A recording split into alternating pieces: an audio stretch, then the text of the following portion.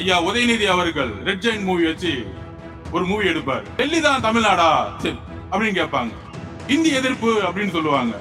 ஆனா அதே படக்குழுவை பொங்கல் விழாவுக்கு அப்படியே அனுப்பிச்சுடுவாங்க பேக் பண்ணி. இவங்க படம் மட்டும் ரிலீஸ் ஆயிடுமா, ஆனா இவங்க பிஜேபி ஏத்து நிப்பாங்களாம்.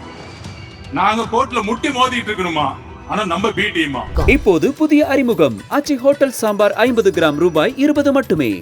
கஞ்சாவே தமிழ்நாட்டுல இல்லையா? வாயில தான் வந்து இதுக்கு மேல பேசுனீங்க. நான் சொல்லிட்டேன். பசங்க கொஞ்ச நாளா வந்து 2 நாளா வந்து ஏடிஎம்கே அட்டாக் பண்ணிட்டு இருக்காங்க. தயவு செஞ்சு வேண்டாம். ஃபைனல்ஸ் வந்துட்டோம். டிவிகே டிஎம்கே முதல் தெளிவாயிடணும். நம்ம யார் கூட சண்டை போடணும்னு தெளிவாயிடணும். அவுட் ஆஃப் சிலபஸ் இருக்கவங்களோட சண்டை போட்டீங்கன்னா டைம் வேஸ்ட்.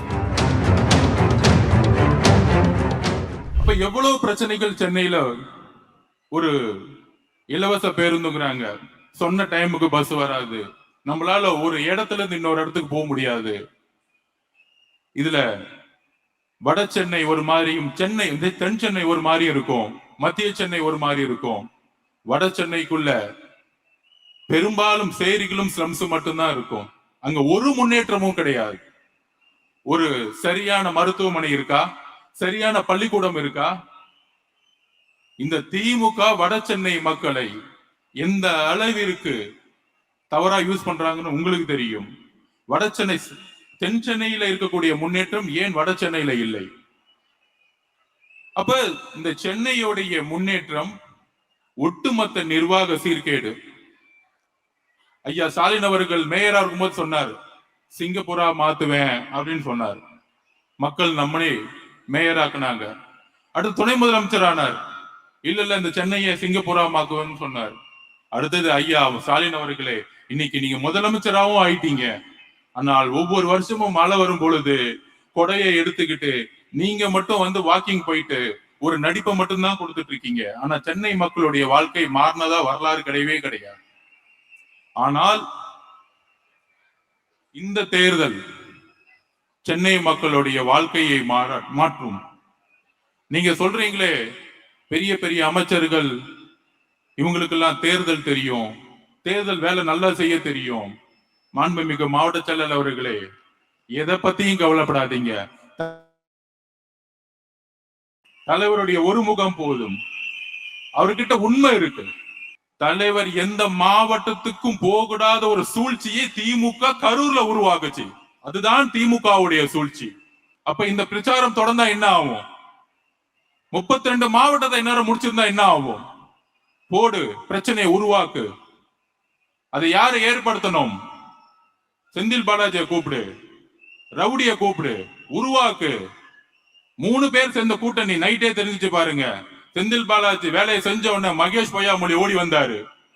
மகேஷ் பொய்யாமொழி ஓடி வந்த உடனே காலையில உதயநிதி வந்துட்டாரு. ஏன்? இதுதான் நம்ம பிரச்சாரத்தை முடக்கக்கூடிய மிகப்பெரிய ஆயுதமா அவங்க கையில் எடுத்தாங்க. அந்த பிரச்சாரம் இன்னொரு 32 மாவட்டம் நடந்திருந்தா எவ்வளவு பெரிய எழுச்சிகள். ஆனால் அவங்க பண்ணது பெரிய தப்பு என்ன தெரியுமா? தலைவரை டச் பண்ணிட்டாங்க.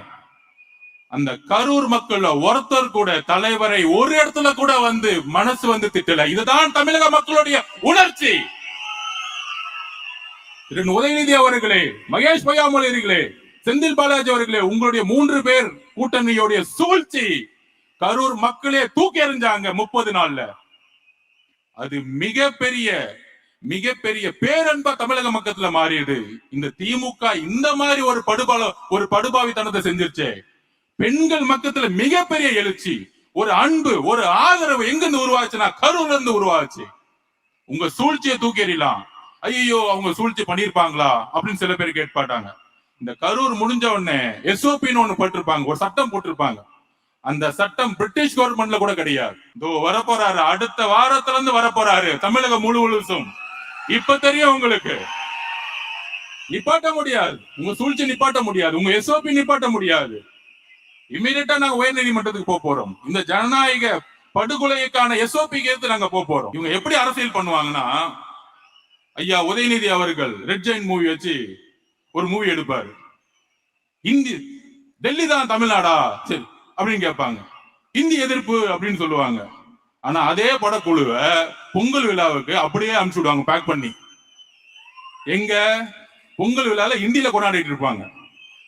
அங்க போய் படக்குழு, அந்த படக்குழு உதயநிதி அவர்களுக்கு தெரியாம போகுமா? சிறுபான்மை மக்களுக்கு இவங்க எந்த அளவுக்கு போய் சொல்றாங்க. இவங்க படம் மட்டும் ரிலீஸ் ஆயிடுமா, ஆனா இவங்க பிஜேபி ஏத்து நிப்பாங்களாம். நாங்க கோர்ட்ல முட்டி மோதிட்டு இருக்கணுமா, ஆனா நம்ம பி டீமா. இந்த அரசியல் புரிஞ்சுக்கிட்டீங்களா? நீங்க புரிஞ்சுக்கணும், பகுதி செயலாளர்கள் புரிஞ்சுக்கணும், பெண்கள் புரிஞ்சுக்கணும். நீ பிஜேபியோட எதிரி இருந்தா பிஜேபி மூவியை நிப்பாட்டி இருப்பாங்க. நீ தான் பின்னாடி வழியா ஒளிஞ்சுக்கிட்டு இருக்கிய உட்கார்ந்துகிட்டு.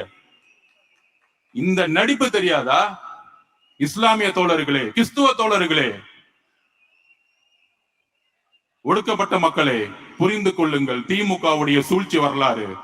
சென்னை முழுதும் கஞ்சாவுடைய சேல்ஸ் தெருவுக்கு இருக்கு. 4 அமைச்சர்கள் இருக்காங்க, முதலமைச்சர் முதல் கொண்டு. அதுல முதலமைச்சர் ரிவ்யூ மீட்டிங் போட்டு சொல்றாரு, இல்ல மத்திய அரசு, ஒன்றிய அரசு பிஜேபியோட துணை வேணும். அது கடல் வழியா வருதான். அந்த கடல் யார் கண்ட்ரோல் இருக்குன்னா ஒன்றிய அரசு கண்ட்ரோல் இருக்கான். ஐயா முதலமைச்சர் ஸ்டாலின் அவர்களே, கடல் வழியா வரட்டும், ரோடு வழியா தானே சேல்ஸ் பண்ணிட்டு இருக்காங்க. ரோடு உன் கண்ட்ரோல தான் இருக்கு. உன் டிஜிபி என்ன பண்ணிட்டு இருக்காரு, கமிஷனர் என்ன பண்ணிட்டு இருக்காரு, இன்ஸ்பெக்டர் என்ன பண்ணிட்டு இருக்காரு, உன் கவுன்சிலர் என்ன பண்ணிட்டு இருக்காரு, மாவட்ட செயலர் என்ன பண்ணிட்டு இருக்காரு, எம்எல்ஏ என்ன பண்ணிட்டு இருக்காரு? ஒண்ணும் பண்ணல. கேட்டா ஒரு மீட்டிங் போட்டு கஞ்சா சேல்ஸ் இல்லன்னு இங்க இருக்க மாசு சொல்லிட்டு இருக்காரு. இதுக்கு ஒரு அமைச்சர், அதுல வேற உட்கார்ந்து ஹெல்த் டிபார்ட்மெண்ட். எதுக்கு நீங்க ஹெல்த் டிபார்ட்மெண்ட் வச்சிருக்கீங்க? கஞ்சாவே தமிழ்நாட்டுல இல்லையா? வாயில தான் இதுக்கு மேல பேசுனீங்க. நான் சொல்லிட்டேன், இன்னும் வாயில கெட்ட வார்த்தை மட்டும் தான் எனக்கு வரல. என்ன ஒரு அநியாயம்! இவங்களோட ஒரு ப்ரொஜெக்ஷன் பண்றாங்க டிவில. டிவி கேல மாவட்ட செயலர் பேர் சொல்லுங்க, அங்க நேரு இருக்காரு, இங்க வேலு இருக்காரு. எல்லாம் திருட்டு பசங்கடா நீங்க, எல்லாம் திருட்டு பசங்க நீங்க. வேலு எல்லாம் திருட்டு பசங்க நீங்க. மாவட்ட செயலர் ஒரு குறை சொல்லு பாப்போம், ஒரே ஒரு குறை. 28 வருஷமா நலத்திட்ட உதவிகள் மட்டுமே பண்ணவர் மாவட்ட செயலாளர். அடுத்த மொழியில் அவருக்கு பேச தெரியாது.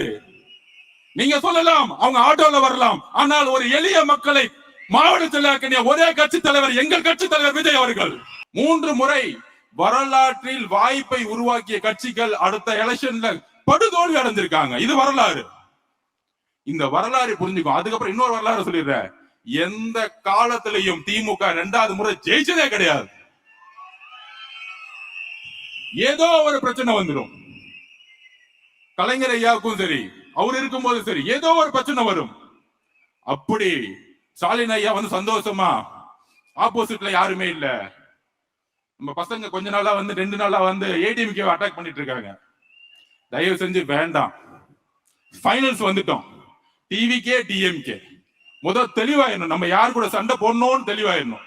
அவுட் ஆஃப் சிலபஸ் இருக்கவங்களோட சண்டை போட்டீங்கன்னா டைம் வேஸ்ட்.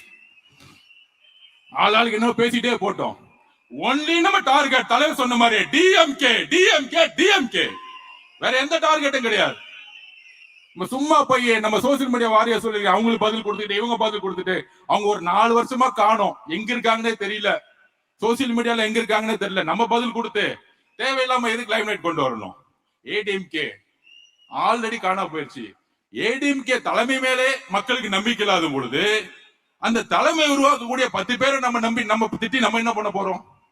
அவ்வளவுதான் எலெக்ஷன் ஸ்ட்ராட்டஜி, அவ்வளவுதான். அவங்க நம்ம என்ன பண்ண போறோம் சொல்லுங்க. அப்ப நம்ம சோசியல் மீடியா வாரியர்ஸ் தோழர்கள் ஒண்ணு சொல்றேன், போக்கஸ் டிஎம்கே. அவன் நம்ம 2 பேர் சண்டை போட்டு ஜாலியா உட்கார்ந்துட்டு இருக்கான். கிடையாது, நம்மளுடைய போக்கஸ் டிஎம்கே. அவங்களுடைய தவறு.